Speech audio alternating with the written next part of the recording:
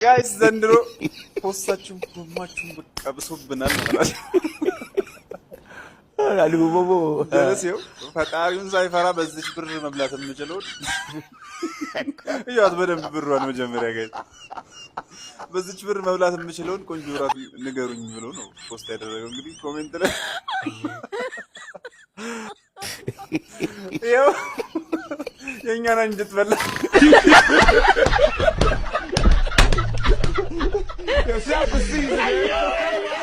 እውነቱን ነው።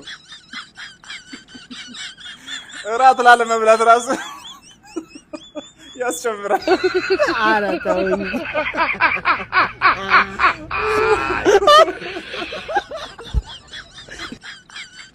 ለኔ ብጤ ብሰጣት ራሱ አባ ቀይራት ነው የሚላል።